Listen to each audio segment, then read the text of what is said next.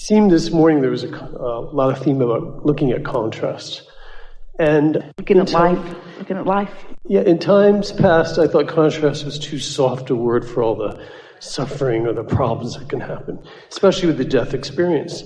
I love how Woody Allen says, I don't mind dying, I just don't want to be there when it happens. To the degree that I am in... Would you say that contrast is as big as you allow it to get? Yes. And would you say that there is benefit in contrast? Definitely. So does it follow that if you allow the contrast to get bigger, that the benefit can be bigger too? Yes. So it's sort of the game you all play. In other words, if you're doing it on purpose, then it feels different, doesn't it? Yes. If you are deliberately appreciating contrast, as in a more deliberate, defining, choosing process. Yeah. Right. Contrast, as I'm realizing, is a friend because it does show us, can we lean into it, challenge its power of validity, and kind of dissipate it. It's been really helpful. Good words. Yeah, in fact, I've lived a really dramatic life, art, mediumship, sign language, dowsing, frequency work. In fact, I was greatly honored with Jerry showing up a week and a half ago. I almost spit my soup out. He just turned around, and it was kind of a symbolism for me that there's a work that I'm doing that's really related to what you've taught all these years. And my contrast, if you can help me with this, is health issues. To the degree that I vibrate high, to the degree that I'm feeling good, whether it's a fear of success or the body freaking out, but I've had years of health issues. So contrast as a friend, it's a way of explaining, slow down, ease into it, but without making a big hairy deal. Feeling your way. Well, allowing it and just knowing that maybe what it is, rather than it's being debilitating, maybe it's a clearing. So I'm playing with that, and if you can help with that, because to the degree of the things I plan to do in the next few years, I'm 62, I want to keep working the next 27 years with the things I'm developing now. And the block or the debilitation or the restriction of physical health, and it's a lot of variety of things. And in my mind, I don't really buy into it being evil or bad, or that I'm exiting anytime soon. But there is that. There's the law of physical immortality, or physical mortality, that we are going to pass, that this isn't all that there is. There's going on into non-physical. But it's a query I'm having today, because even getting here, there was a lot of physical pain to deal with. The joy is great, but the physical body's saying, oh, gotta slow down. I don't want to slow down. It isn't about slowing down as it is about releasing resistance. In other words, resistance is always what causes the slowing down. Right. And if there is resistance, then pushing against the resistance isn't a good idea. But there are a lot of things that we think it would be of value to chew on here. So let's just relax and find a really good starting point.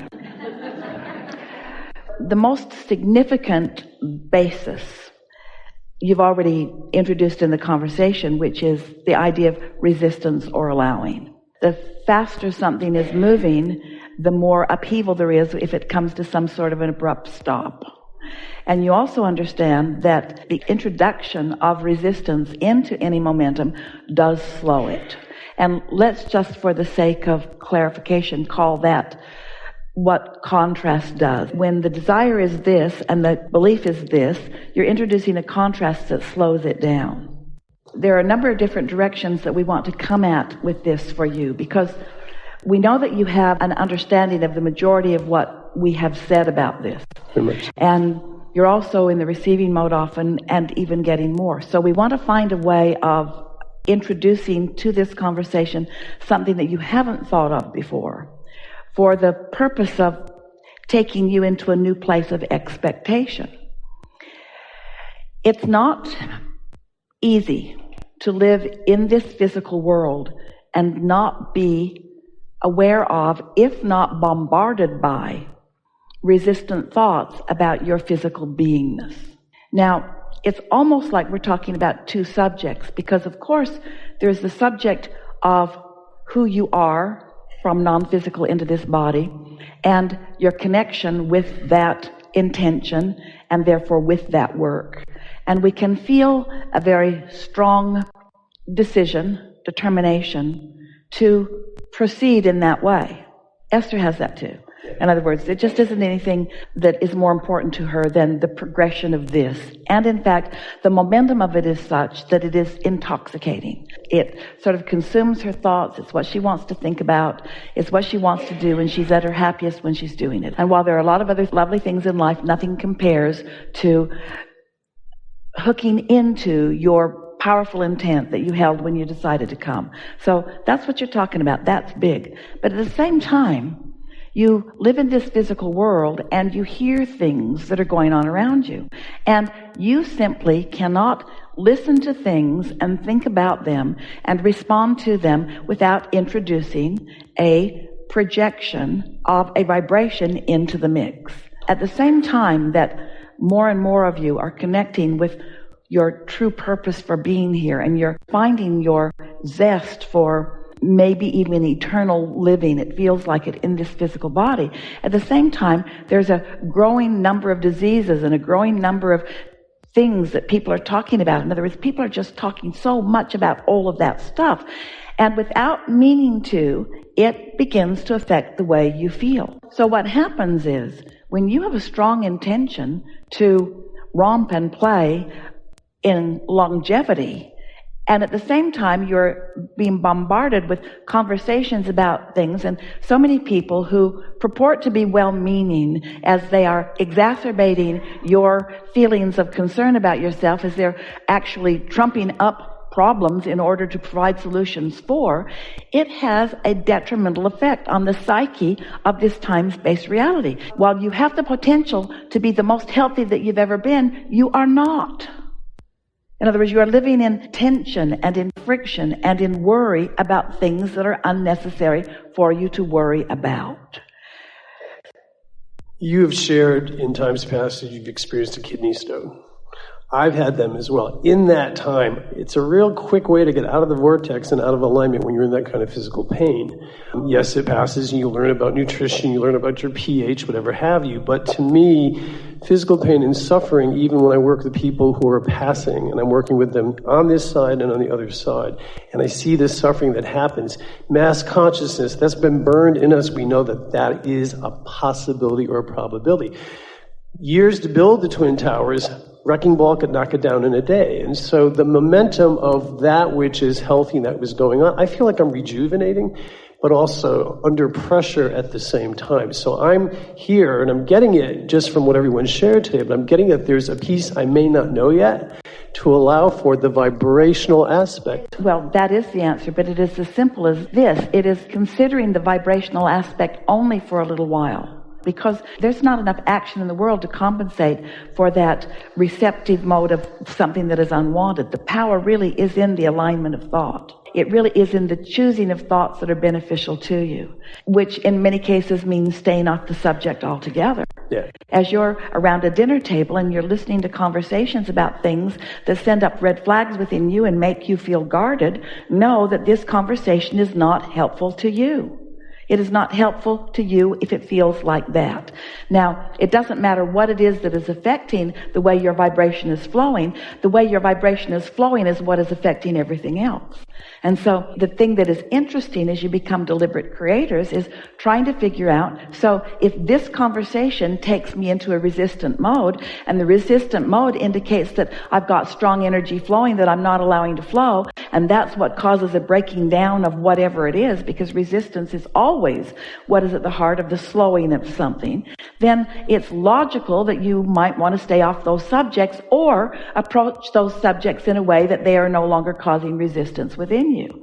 But in order to do that, you have to get really solid in the vibration. It's what the idea of faith is. It's what the idea of trust is. You get to the point where you trust in this current more than you do in the reality of things. Now, we're going to bring this all the way around, so just stay with us. You are going to hear this so easily, and we are expecting a very good conversation to come from this. So here's the basis that we would like to put here as the beginning of this. So I'm in my body and I'm in the world and I'm observing this and this and this. And in my observation of these realities, I'm having a reaction, a vibrational reaction. So I'm projecting a vibration based upon what I'm observing. And as I'm projecting a vibration based upon what I'm observing, what I'm hearing from others, and what I'm even observing in others, or what I'm observing in my own body, as I'm watching these experiences, observing life as it has manifested, I'm also projecting the vibration for the next life that I am creating. The majority of people are offering the majority of their vibration in response to something that they are observing. Right. Well, that means that what I'm observing is dictating what I'm now flowing, and what I'm flowing is dictating about what's coming next, which I will then observe. So I observe it, I flow it, I get more of it. I observe it, I flow it, I get more of it. I observe it, I flow it, I get more of it. Somewhere along there, you have to make a decision if you want to just continue to perpetuate the course of what you're observing. Well, you fortunately live in a world with enough diversity that there is so much that you can give your attention to that none of it causes that rocket of momentum necessarily to take you swiftly to a place that you don't want to be. But there is a general, somewhat gradual eroding of your sense of well-being as you live longer and observe more of the world. Yeah. There are programs that Esther would like to watch, but the medical commercials are so cumbersome around them, and she wonders what those advertisements are doing to the psyche of the world. And what those advertisements are doing to the psyche of the world is that they are causing you to activate within yourself a vulnerability, which is resistance, that is the reason for the erosion. So if we could somehow convince you that what's going on vibrationally is the reason for everything that happens, where most humans are thinking that because it's happened now that they need to give their attention to it, if we could get you to turn off your televisions globally, if you turned off your televisions globally, the well-being of humanity would improve dramatically immediately. I agree. Especially the pharmaceutical ads. You use the word because of the programming that is happening. Now, we just spent quite a bit of time here today pleading our case about the value of contrast. And now it sounds like we're saying, except for television, let's just get rid of that. Let's just get rid of that contrast. When what we want to say is, you must find a way to joyfully live within your contrast. Yeah.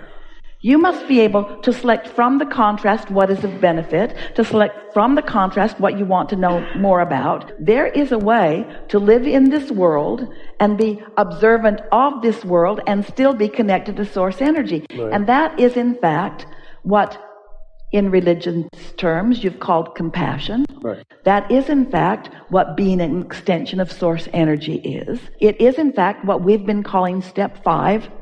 Step 1 is ask. Life causes you to do that. Step 2 is source answers. Step 3 is you got to get in the receptive mode. Step 4 is you've mastered the receptive mode, which means you can get there easily and often. And step 5 is you no longer beat up on yourself when you're back in step 1 because you understand the value of step 1.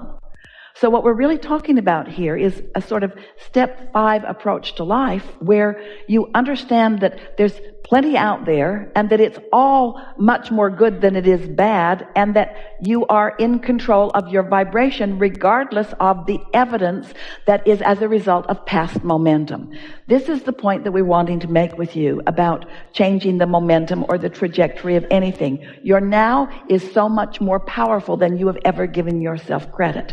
But most of you do not change the momentum in your now because what's been going on before has you sort of on a track that you seem to be willing to accept. And that's what we would ask of you to be different as a result of the conversations that we're having together. You do not have to stay on the same track. You can, in fact, use your powerful now to make a more defined decision about what you want, and you can use your ability to focus in a way to focus more deliberately on what you want for the simple reason of you prefer to feel good rather than bad. You prefer to feel ease rather than congestion. You prefer to feel clarity rather than confusion. You care about the way you feel, so you guide your thoughts. You don't try to change the world. You don't try to convince others. You don't try to change conditions. You don't try to argue for your conditions or for one condition being right over another. You let your entire argument for yourself and for humanity to be about things that feel uplifting to you.